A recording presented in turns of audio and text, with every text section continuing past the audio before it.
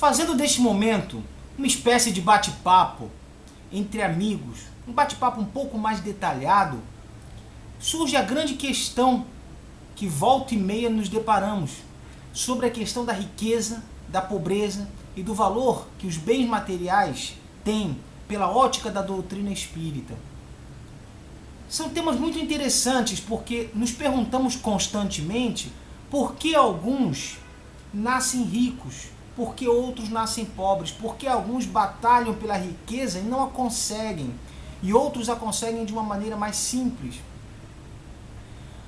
O tema ele é percussiente e é instigante desde o momento em que a doutrina espírita não levanta uma bandeira de lutar avidamente pela conquista de bens materiais, promessa de riqueza. Adote a doutrina espírita e você será próspero e rico. Ela não adota essa bandeira.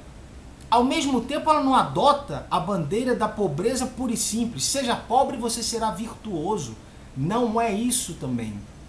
A questão a se compreender é bastante complexa, mas é possível de ser resumida da seguinte forma: quando nós vamos a vidas anteriores ou a encarnações anteriores, propriamente dizendo, e analisamos que a vida, por ser eterna, nós tivemos encarnações passadas e teremos encarnações futuras, percebemos que a linha do nosso destino é uma linha única que vai encarnando e no período de erraticidade, depois encarnando de novo no período de erraticidade de novo.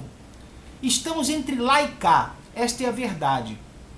E muitas vezes já fomos ricos, muitas vezes já fomos pobres. A verdade é esta, porque quase todos de nós já tivemos tantas encarnações que a pobreza e a riqueza várias vezes se alternaram.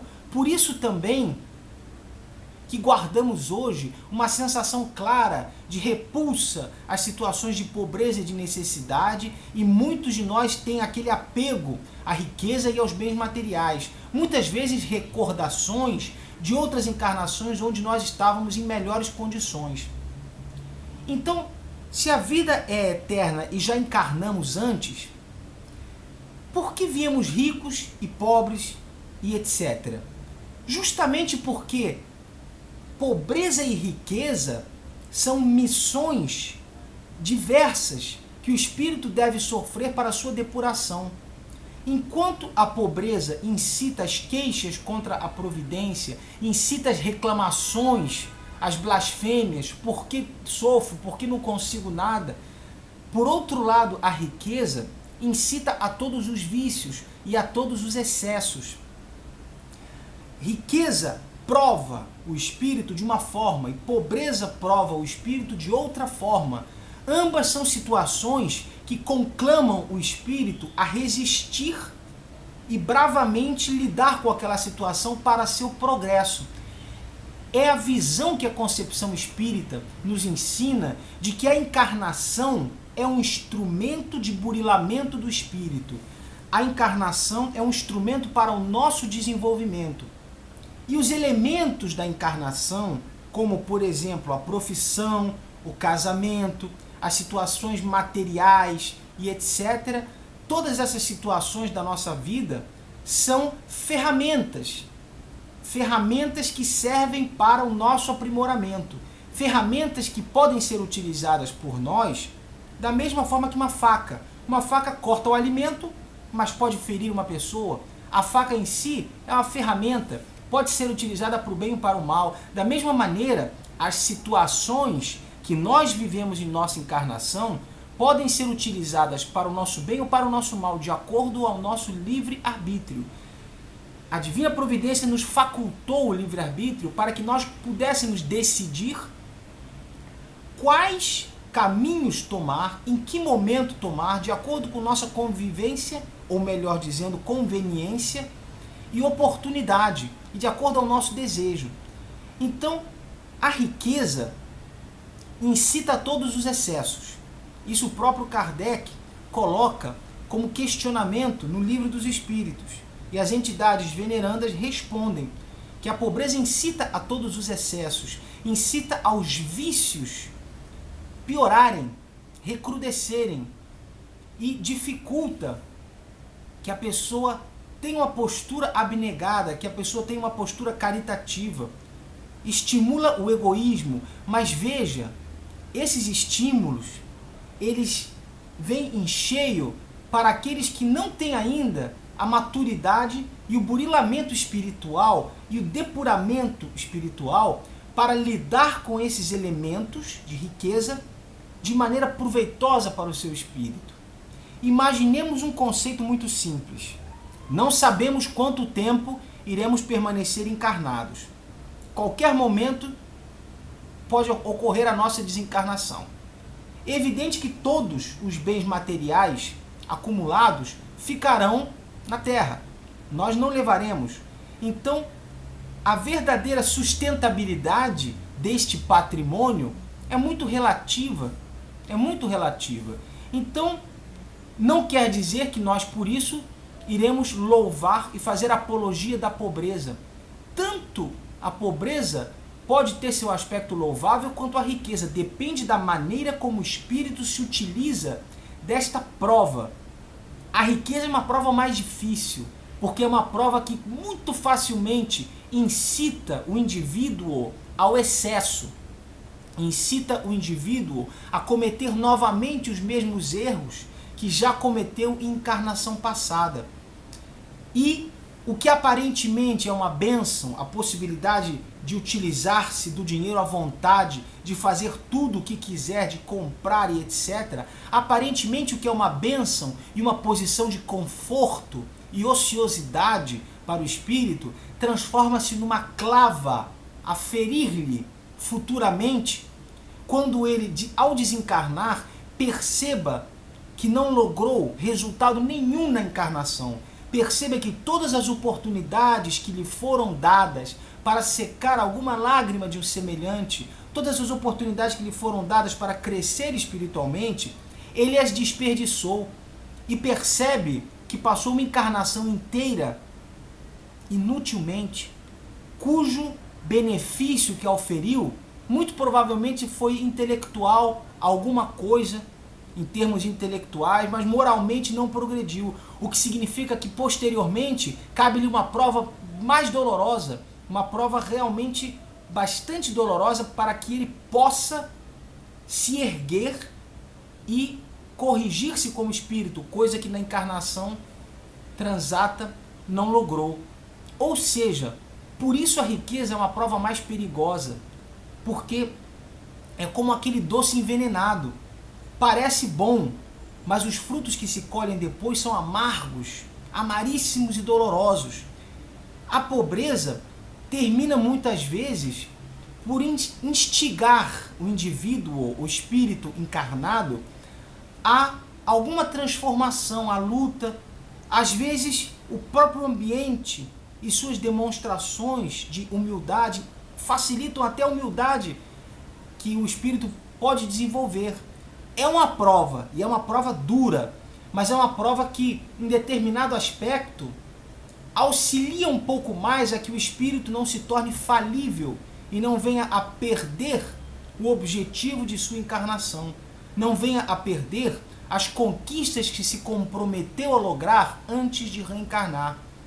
Não quer se dizer com isso que a pobreza seja algo a ser defendido, a mendicância, e a riqueza seja algo condenado. Ambas são louváveis. O espírito é que se utiliza de uma forma ou de outra para o seu crescimento ou para a sua estagnação.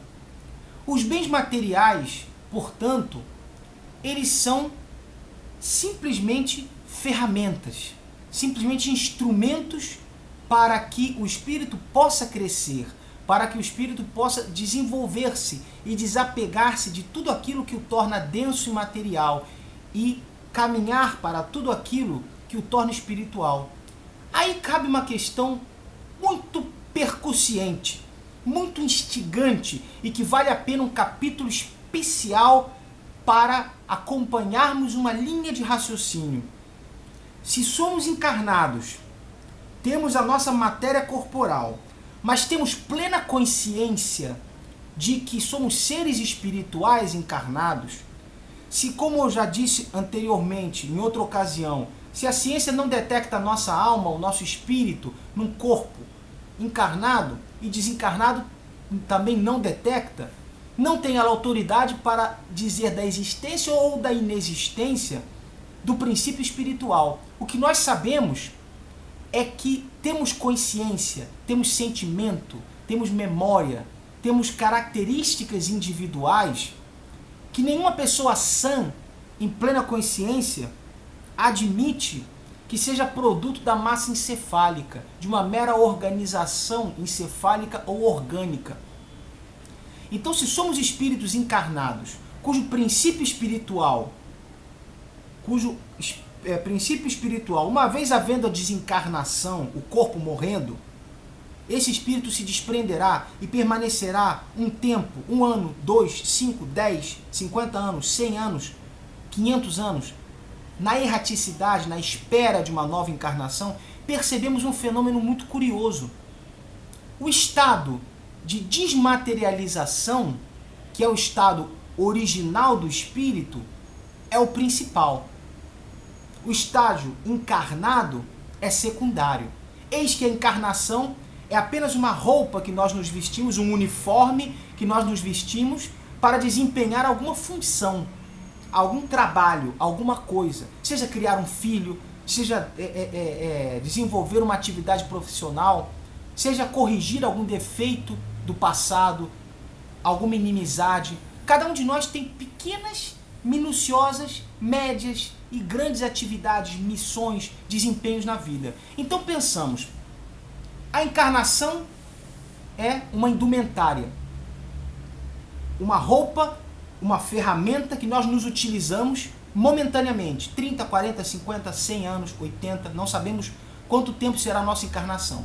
Mas a vida principal, a vida perpétua, é a do espírito. Ou seja, a vida desmaterializada é a do espírito, que permanece sempre e que se utiliza das encarnações para burilar-se, para depurar-se, para lapidar-se. Seguindo esta linha de raciocínio, percebemos então que o mais importante são as conquistas que nós logramos para o espírito e não para o corpo.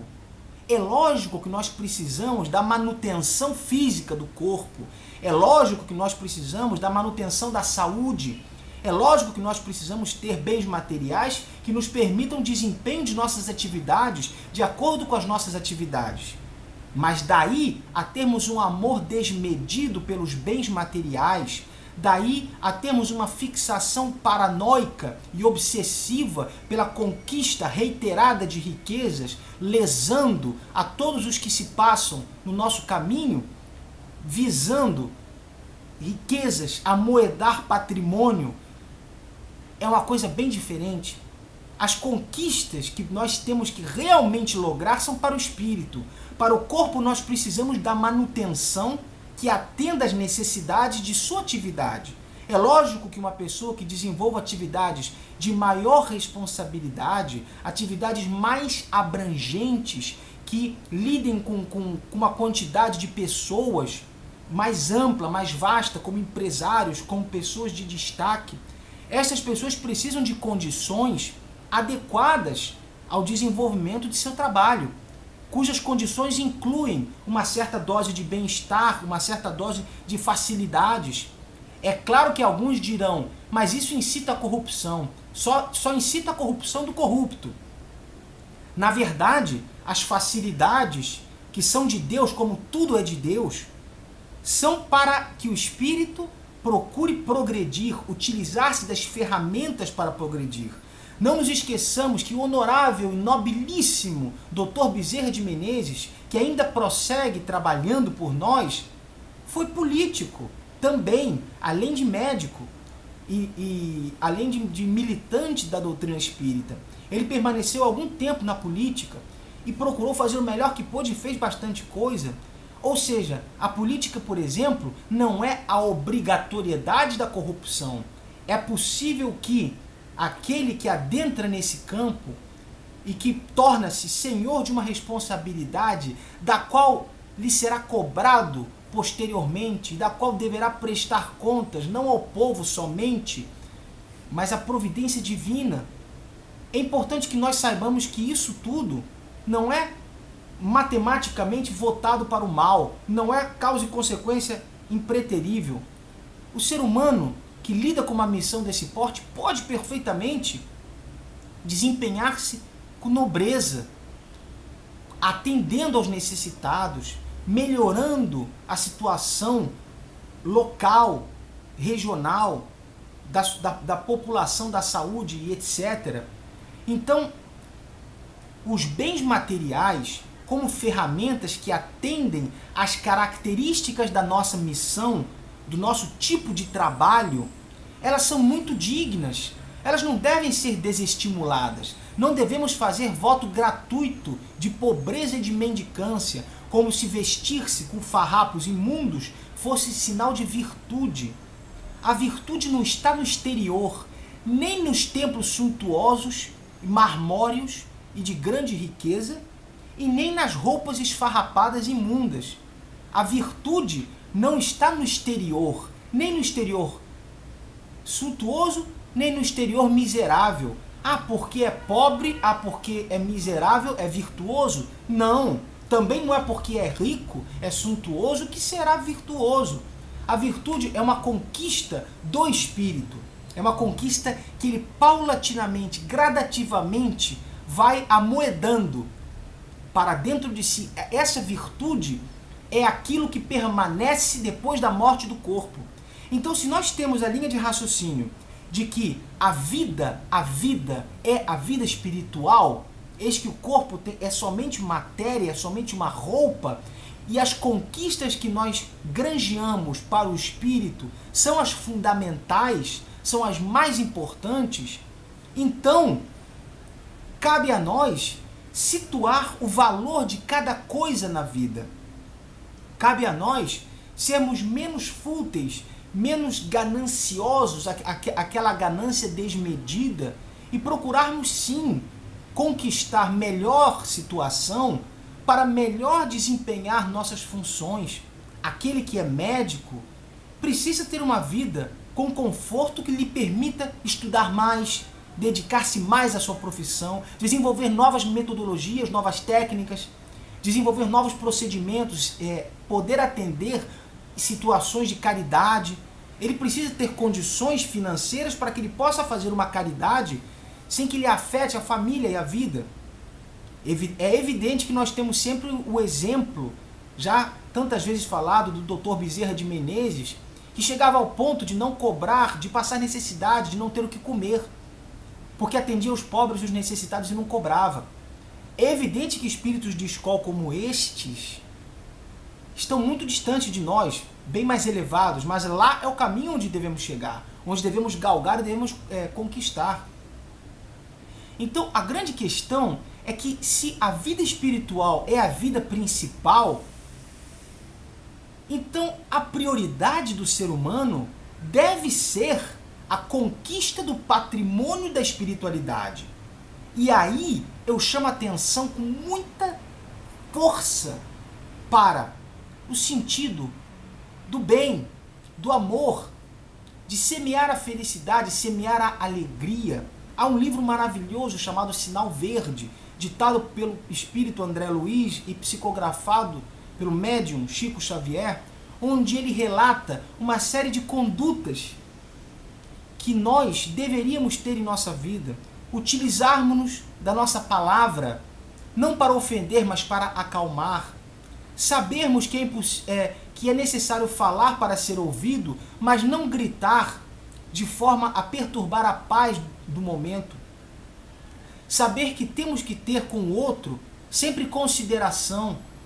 Saber que não devemos exercer o julgamento impreterível, o julgamento duro, cruel, sobre os erros e as falhas do nosso semelhante, porque nós não somente já cometemos estes erros em outra encarnação, muito provavelmente, às vezes nesta própria encarnação, e às vezes semana passada, mas senão que todos nós somos falíveis. Quem somos nós para dizer que o erro do meu semelhante é pior ou melhor do que o meu erro que eu cometerei daqui a meia hora?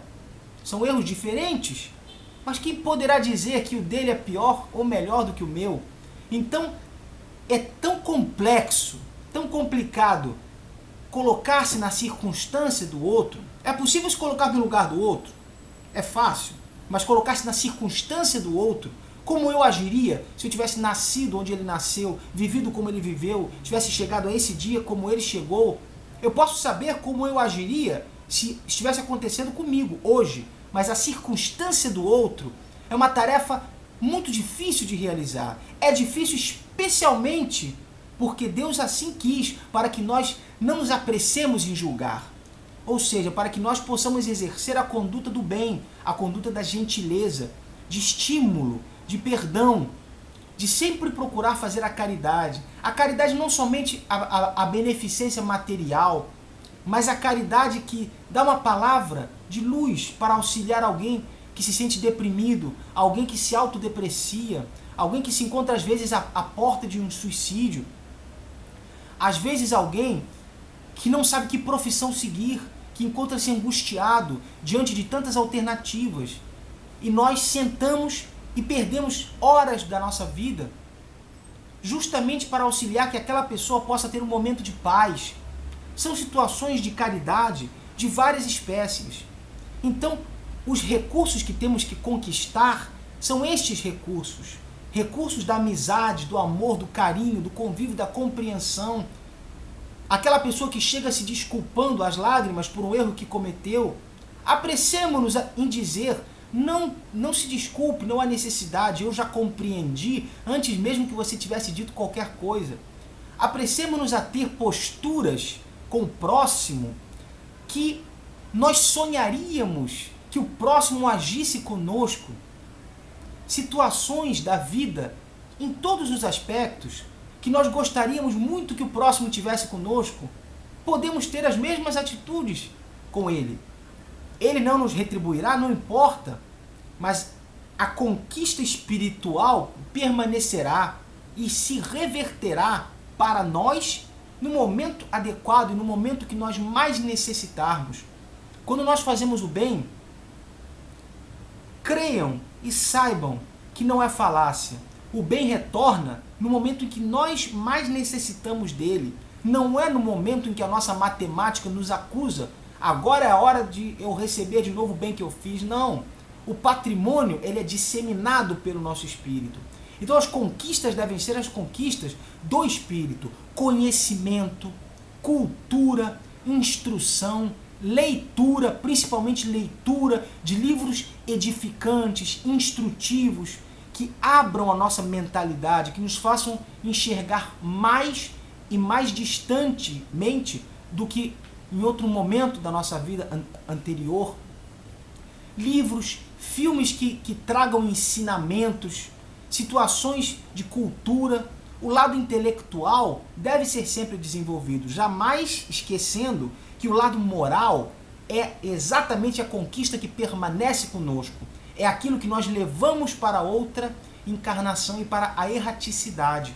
Então, o valor dos bens materiais, conquanto seja um valor nobre, é a nobreza em função de um trabalho. Se eu me utilizo de um bem material, se eu me utilizo de um patrimônio para construir uma evolução espiritual, tanto minha como auxiliar a evolução daqueles que estejam à minha volta, seja mostrando-lhes pela caridade que eu pratico com eles, como eles também devem ser caridosos, porque o valor da caridade, quando é realizada, é um valor de mão dupla. Nós, quando podemos ser caritativos com alguém, ensinamos a esta pessoa o valor da caridade. Ensinamos a esta pessoa que assim é como ela deve ser também. O bem é realizado em forma também de ensinamento. Assim como eu nenhum motivo tenho, entre aspas, para ser caridoso com este semelhante perceberá como é que ele deve agir. Ele perceberá como é bom alguém ser caridoso conosco. Vamos tentar fazer da mesma maneira. É uma forma de ensinar ao outro. Se o outro não aprende, É um problema que ele terá que resolver posteriormente, ele com a espiritualidade dele. Mas o bem é tão fascinante que o bem que fazemos a uma pessoa é observado muitas vezes por outras da família e etc., onde as outras pessoas também às vezes aprendem com esse gesto de bondade como elas devem agir também. Isto é fundamental. Aquela pessoa que, por exemplo, ao passar por um lugar faz um donativo, ela auxilia a pessoa beneficiada por este donativo. Mas todos aqueles que estão em volta, recebendo o donativo, cuidando, aprendem também o valor da caridade, a importância da caridade e como é bom receber um donativo. Já que é bom receber, também iremos dar. Esse ensinamento é fundamental. Então, quando o meu patrimônio se reverte em evolução espiritual, em instrumentos para o crescimento espiritual, ele torna-se nobre, ele torna-se uma faculdade, ele torna-se uma ferramenta miraculosa, maravilhosa. Esse é o ponto do valor que tem os bens materiais. Não quer dizer que nós não tenhamos direito a lutar para ter conforto, para ter vida digna, para ter lazer, mas que tudo isso sirva para que o nosso equilíbrio vital, o nosso equilíbrio mental, psíquico, nos permita melhores obras, nos permita uma vida de mais dignidade, uma vida de mais auxílio, de mais perdão, de semear a paz em volta de nós. Que os bens materiais sirvam para nós no sentido de reverter o bem que Deus permitiu àquela pessoa com posses materiais, que ela reverta, não necessariamente em posses materiais. Às vezes a pessoa pode ter outras formas de manifestar a sua gratidão a Deus. Às vezes ela pode fazer palestras, às vezes ela pode ensinar gratuitamente. Há muitas formas de se devolver. Claro que a beneficência também é necessária porque a fome não espera. A fome não pode esperar. Mas há várias maneiras. Então, quando os bens materiais, a doutrina espírita, ela é riquíssima nessa explicação. Não devemos condenar a riqueza como se a pobreza fosse sinal de virtude. Devemos sim saber o valor de cada coisa. Para aquele que foi, digamos assim, tocado com o cetro doloroso da pobreza, onde ele deverá utilizar-se dessa situação complicada para crescer, entendamos que ele tem um tipo de missão a desempenhar, diferente daquele que encontra-se beneficiado pelos bens materiais. Aquele que é pobre, procure crescer, porque muitas vezes a pobreza, nesse caso, é um estímulo para que aquela pessoa conquiste sabedoria, conquiste instrução, conquiste conhecimento, cresça, estude, se aprimore. É às vezes aquela corrigenda, aquele remédio amargo para que o espírito possa crescer, possa se desenvolver. Então, essa ferramenta, que a pobreza também é uma ferramenta para o desenvolvimento do espírito, manifesta-se de outro modo. Se aquela pessoa não consegue e percebe que não há como ela modificar a sua posição, e realmente não há, que ela substitua a revolta por uma posição onde as características do espírito sejam buriladas, onde a humildade, que é uma virtude, seja desenvolvida, onde a benevolência seja desenvolvida, onde a não revolta seja desenvolvida, que as características do espírito sejam desenvolvidas, neste caso, pela pobreza. No final, o princípio geral que norteia todo esse conhecimento é exatamente de que riqueza, pobreza e bens materiais são sempre ferramentas para o desenvolvimento do espírito, que devemos entender muito bem e saber analisar em cada caso em concreto. Cada pessoa tem uma trajetória de vida. Há pessoas cuja deficiência física e pobreza não lhes permite uma posição diversa. que se utilizem dessa posição para diminuir os seus orgulhos, para crescer na humildade, para não devolver ao mundo revolta, ódio, para poder crescer com aquilo. Tudo é para crescimento. Isso devemos compreender. Cada posição social, cada posição cultural, cada posição familiar, em sociedade, no governo, em todos os lugares, tudo é ferramenta. Tudo é ferramenta para o desenvolvimento do espírito. Esse é o principal. Então, não devemos nem condenar a pobreza, nem condenar a riqueza, nem louvar a pobreza e nem louvar a riqueza. Cada pessoa tem a sua necessidade para poder fazer com que o seu espírito, ao melhorar, forneça ao mundo algo melhor. Isto é importante. É importante que nós tenhamos isso em mente muito claro. E para que, se for o nosso caso, de lutar por uma conquista mais alta, por situações melhores financeiramente falando, socialmente falando, que o façamos, que conquistemos, mas que saibamos que aquilo, a qualquer momento, fica na terra, quando há a nossa desencarnação. Então aquilo não é patrimônio para a eternidade, aquilo é patrimônio para um tempo que nós não sabemos quanto é. Isso é importante. É importante que nós saibamos a relevância desses bens materiais, a importância dessa ferramenta para que nós possamos nos doar ainda melhor para a vida, para o mundo, para as atividades. Aquele cientista que está desenvolvendo realmente uma substância nova, um remédio novo, uma vacina nova, etc., que ele necessita de muitas horas de estudo, de investimento, necessita muitas vezes do próprio bolso fazer investimentos, que ele tenha condições, que ele seja agraciado com os dons materiais, mas que esses dons lhe sirvam como instrumento para deixar conquistas para a humanidade, para citar como exemplo.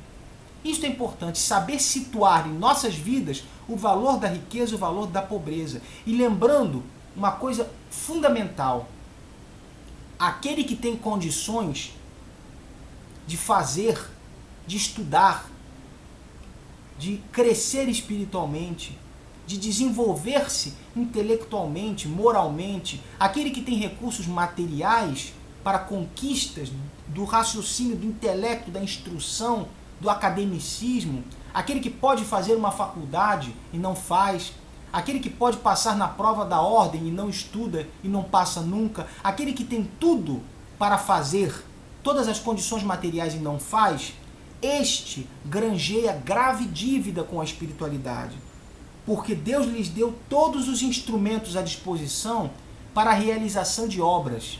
Fé, mas fé com obras. Fé sem obras, não. A fé tem que ter obras. A conquista material tem que resultar em obras.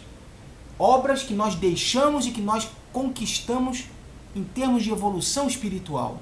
Tudo é conquista para dentro e para fora, mas nunca, nunca deixar que a riqueza, que os bens materiais pereçam na nossa ociosidade, na nossa luxúria, na nossa ganância. Nunca deixar que sirvam de instrumentos para a perversão, para a ociosidade, para a depressão sem motivo aparente. Temos que ter isso muito claro em mente. Estudar a doutrina espírita com calma, porque a doutrina espírita nos dá essas soluções de uma maneira tão lógica, tão organizada e tão bem fundamentada, que aquele que se debruça sobre o estudo das obras, por exemplo, as obras do Espírito André Luiz, que são aproximadamente 16 obras, ditadas por ele ao médium Chico Xavier, as obras de Ivone do Amaral Pereira, que são verdadeiras pérolas, como o livro Memórias de um Suicida, as obras de Divaldo Franco, do Espírito Joana de Ângeles, e principalmente a Codificação Espírita de Allan Kardec, que é o Livro dos Espíritos, o Livro dos Médiuns, Céu e Inferno, o Evangelho segundo o Espiritismo e a Gênese, o Pentateuco kardeciano. Nos debruçarmos sobre isso para aurir destes ensinamentos maravilhosos aquilo que possa nos dar uma segurança no caminho da vida, para conhecermos os objetivos da vida, o porquê das dificuldades e como nos devemos portar para não perder esta encarnação, para não ter vivido em vão. e ter que refazer tudo, e ter que voltar para fazer tudo novamente, em estágio de maior sofrimento, porque eis que se desperdiçamos aquilo que nós temos, as facilidades que nós temos, teremos que voltar para realizar o que não realizamos em situação pior, justamente pelo desperdício, para que nós aprendamos a valorizar as condições que nós tivemos numa vida e que desperdiçamos. Então, o momento é esse, de aproveitar a encarnação. Carpe diem, aproveite o dia. O dia é uma encarnação, o dia é um momento, o dia é tudo. Aproveitemos este momento para sair dele melhores do que quando chegamos a eles. Isso é o que desejo do fundo do coração. Fiquem na paz de Jesus Cristo e Deus os ilumine sempre. Forte abraço.